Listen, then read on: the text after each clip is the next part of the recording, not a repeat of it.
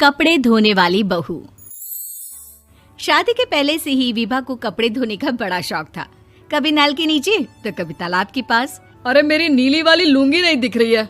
विभा की अम्मा, कहाँ रखी है लुंगी? अरे वो तो विभा ने परसों ही धोकर रखी थी आपकी अलमारी में, देखो वहीं होगी। वो ना मैंने आज धो दी, मुझे लगा कि गंदी हो गई होगी। अरे कैसे गंदी हो गई थी? उसे तो मैंने पहना भी नहीं। हे भगवान, इस लड़की के कपड़े धोने की आदत से परेशान हो गया हूँ मैं। जितना तो घर में राशन नहीं आता, उससे कहीं ज्यादा डिटर्जेंट पाउडर का खर्चा है। इसकी शादी करवा दो, शादी। जाए अपने घर में ही करे काम, फिर चाहे घर के कपड़े धोने हो या पूरे गांव के। हाँ ठीक बोल रही हूँ, देखता हूँ मैं कोई लड़का। वो दिन भी आ जाता है जब विभा को देखने लड़के वाले आ जाते हैं। लड़की मुझे अच्छी लगी। होने वाली सास कहती है, बेटी अगर कुछ पूछना है तो पूछ लो। वैसे तो हमारी लड़की बहुत ही शर्मीली है, जो बोल दो वो मान लेती है, इसे क्या पूछना होगा। अरे कैसी बात कर रही हो माँ, मुझे इन लोगों के घर रहना है, सवाल तो कई है। हाँ हाँ बेटा, पूछ लो ना, क्या पूछना है। आप लोगों के घर कपड़े कौन धोता है? सास का मुंह बन जाता है।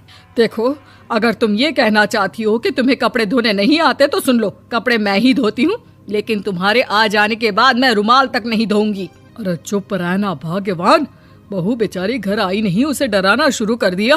वो क्या है ना बिटिया, अभी तक तो ये कल्लू की माँ ही धोती थी, लेकिन अब तुम्हारे पापा तो दहेज में वॉशिंग मशीन देंगे ही। तभी विभा की माँ बोल पड़ती है, सवाल भी पूछा तो क्या। वैसे भाई साहब, मशीन की तो फिर भी कपड़े धोने की कैपेसिटी होती है। मतलब जो बिटिया दे रहे हैं ना विभा, इसे कपड़े धोने का बहुत शौक है। ये आप लोगों के क्या, आस पड़ोस गांव मोहल्ले सबके कपड़े धो दे और उफ तक ना करे। बाहर देखा नहीं आपने कितने कपड़े सूख रहे हैं? सब हमारी बिटिया ने ही तो धोए हैं। बस भी करो ना माँ, शर्म आ रही इतनी तारीफ सुनकर। और तो और एक दाग निकाल कर दिखाओ तो मान जाओ। हाँ अच्छा, माफ करना बेटा, मैंने गलत समझा। हमें तो रिश्ता बहुत पसंद है। और ऐसे जुड़ जाता है रिश्ता कपड़े धोने का शौक रखने वाली विभा का। उसकी शादी हो जाती है कोयला फैक्ट्री में काम करने वाले कल्लू के साथ। शादी के बाद अचानक विभा चिल्लाती हुई सास के पास आती है। सासू माँ, अरे सासू माँ कहाँ है आप? ये तो धोखा है, धोखा दिया आप लोगों ने मुझे। इसे ससुर के चक्कर के बारे में पता चल गया। अरे तो उसमें तुझे क्यों धोखा मिला है? अरे नल में पानी नहीं आता, कपड़े कैसे कब धुलेंगे? अच्छा, तू पानी नहीं आ रहा उसकी बात कर रही है। तो आपने क्या सोचा? कुछ नहीं।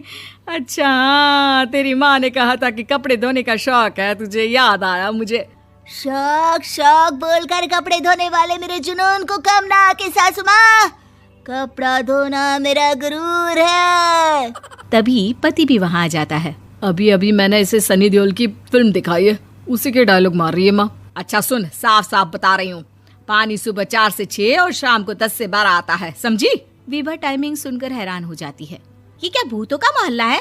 सुबह 4 बजे उठकर कौन कपड़े धोता है? 4 बजे टंकी में पानी जाता है, फिर सारा दिन धोना ना, किसने मना किया? अरे कैसी बात कर रही हैं? 200 लीटर की टंकी में कितने कपड़े धो लूंगी मैं? सुबह ही उठ जाऊंगी मैं। अब क्या था, विभा सुबह 4 से लेकर रात के 12 बजे तक कपड़े ही धोती रहती। एक रोज सास पड़ोस से निकलकर कहीं जा रही होती है कि साथ वाली कहती है, हाँ कल्लू की माँ, जरा ये बताओ कि 2 साड़ी है, 2 ब्लाउज और एक पेटीकोट और एक नाड़े वाला लंबा कच्छा। हाँ तो?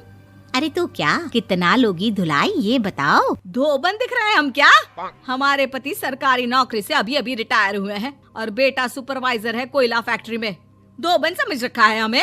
हाय रे कल्लू की अम्मा, माफ कर दो, वो तो मोहल्ले में यही सब बता रहे थे कि तुमने बहू को कपड़ा धुलवाने के काम में लगा दिया है। सास को पड़ोसन की बात सुनकर गुस्सा आ जाता है। वो घर पहुंचती है जहां घर के बाहर ही इतने सारे कपड़े सूख रहे होते हैं जितने कि किसी धोबन के घर पर। अरे ओ कल्लू की दुल्हन, बाहर निकल। माँ जी यहीं आ जाओ, बाथरूम में चादर धो रहे हैं हम। अरे अभी हम धोते हैं, तुमको बाहर निकलो। ये आस पड़ोस वाले बोल रहे हैं कि हम बहू से कपड़े धुलवा कर उसे कपड़ा धोने वाली बना दिए हैं। अरे छोड़ो ना माँ जी, किन लोगों की बातों में आती हो? आस पास के लोगों का तो काम ही होता है कि वो किसी तरह सास बहू को लड़ा दे। बहू सारे घर के कपड़े धोती है, ये क्या कम है? बोलिए। सास को भी लग जाता है कि वो बहू का ये सनकीपन नहीं छुड़वा सकती, इससे अच्छा है कि खुद ही चुप हो जाए। एक रोज सास और बहू मंदिर जाते हैं, जहाँ सास की साड़ी वहाँ खड़ी भीख मांगने वाली से मिलती है। माँ जी क्या बात है, आपकी साड़ी उस भिखारन से कितनी मिल रही है ना? हाँ हाँ देखो तो, दोनों की साड़ी मिल रही है। क्या बात है कल्लू की अम्मा, तुम खुद को तो अफसर की बीवी बताती हो और ऐसी सिंपल सी प्लेन साड़ी पहनकर घूमती हो। सिंपल और प्लेन नहीं है ये साड़ी। तो क्या सोने के धागे से फूल बने हैं? कुछ भी सासू माँ, कुछ भी। हाँ बने थे इस साड़ी में सोने के धागे से फूल। मेरे पति लेकर आए थे मद्रास से स्पेशली मेरे लिए 10,000 की। ताहे भाई साहब इस भिखारन के लिए भी सेम टू सेम साड़ी लेकर आए होंगे 10,000 की। सास उस वक्त तो कुछ नहीं कहती, लेकिन बहू के साथ घर आती है और अलमारी से एल्बम निकाल कर लाती है। ये साड़ी देख रही है, ये वही साड़ी है जिसे मैंने अभी पहना था।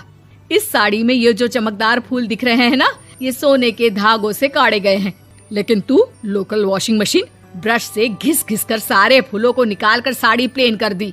मुझे माफ कर दीजिए सासू माँ। और तो और, जब मैंने तुझे तेरी गलती के लिए कुछ नहीं कहा, लेकिन तूने तो सबके सामने मेरा मजाक ही बना दिया। क्यों? बहू को समझ में आ जाता है कि अब से उसका कपड़े धोना बंद।